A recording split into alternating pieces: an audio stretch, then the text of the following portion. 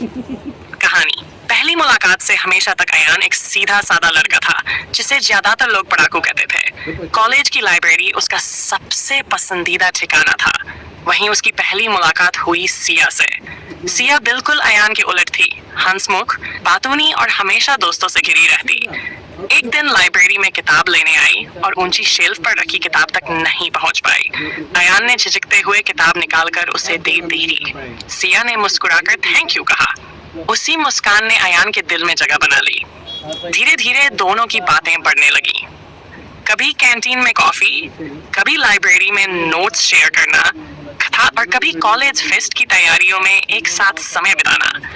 दोनों को एहसास हुआ कि उनके बीच कुछ खास है। लेकिन असली इम्तिहान तब आया जब अयान को नौकरी के लिए दूसरे शहर जाना पड़ा। सिया ने कहा, अगर हमारा रिश्ता सच्चा है तो दूरी हमें तोड़ नहीं सकती।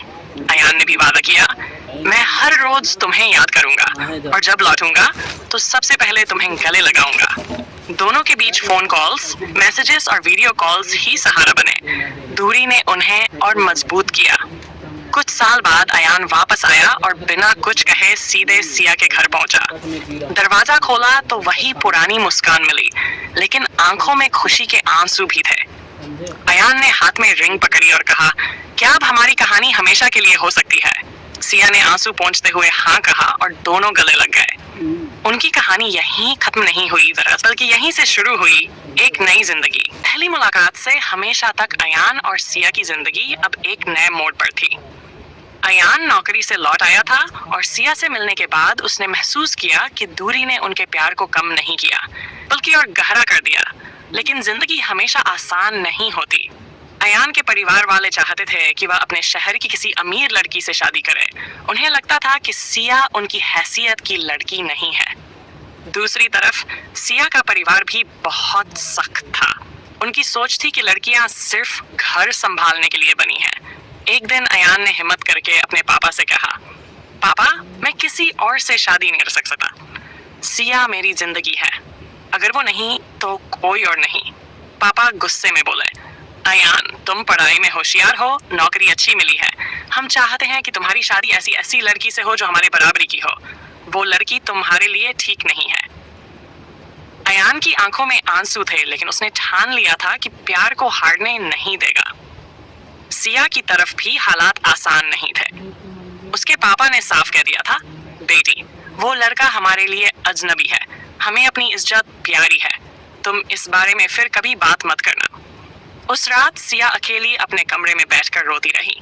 उसे याद आया कैसे लाइब्रेरी में पहली बार अयान ने उसकी मदद की थी, कैसे दोनों ने बारिश में भीगते हुए एक ही छतरी शेयर की थी और कैसे अयान हर छोटी बड़ी खुशी में उसके साथ खड़ा रहा। सिया ने ठान लिया, प्यार आसान नहीं होता, लेकिन अगर सच्चा है तो उसे पाने के लिए लड़ना ही पड़ेगा। कुछ दिनों तक दोनों चोरी छुपे मिलते रहे। एक दिन अयान ने कहा, सिया, हम भागकर शादी कर सकते हैं, लेकिन मैं चाहता हूँ कि हम अपने परिवार का आशीर्वाद लेकर शादी करें। मैं लड़ना चाहता हूँ, छुपना नहीं। सिया ने उसकी आंखों में देखते हुए कहा, अगर तुम साथ हो तो मैं हर लड़ाई लड़ सकती हूँ। Turning point. एक दिन अयान की माँ ने दोनों को साथ देखा। पहले तो वो बहुत गुस्सा हुई, लेकिन जब उन्होंने देखा कि उनकी आंखों में कितना सच्चा प्यार है तो उनका दिल पिघल गया। माँ ने धीरे से कहा, अगर तुम लोग एक दूसरे से इतना प्यार करते हो तो मैं तुम्हारे साथ हूँ। माँ की ये बात अयान और सिया के लिए उम्मीद की किरण थी। धीरे धीरे माँ ने पापा को भी समझाना शुरू किया। पापा को यकीन दिलाया कि अमीरी गरीबी से ज्यादा जरूरी है बच्चों की खुशी। आखिरकार बहुत दिनों की जद्दोजहद के बाद दोनों परिवार शादी के लिए मान गए। द वेडिंग, शादी का दिन आ गया। अयान ने हल्के क्रीम रंग की शेरवानी पहनी थी और सिया लाल लहंगे में बेहद खूबसूरत लग रही थी। जब दोनों ने साथ फेरे लिए तो उनकी आंखों में सिर्फ एक ही चीज थी, सच्चा प्यार, जो हर मुश्किल से गुजरकर यहाँ तक पहुंचा था। एपिलॉग। आज कई साल बाद अयान और सिया अपने छोटे से घर में रहते हैं। उनका रिश्ता अब भी वैसा ही है जैसे कॉलेज के दिनों में था। वो दोनों अक्सर हंसते हुए कहते हैं, अगर उस दिन लाइब्रेरी में किताब नीचे नहीं गिरी होती तो शायद हमारी कहानी कभी शुरू ही नहीं होती। उनकी कहानी इस बात का सबूत है कि सच्चा प्यार आसान नहीं होता, लेकिन अगर दिल से निभाया जाए तो हमेशा के लिए होता है।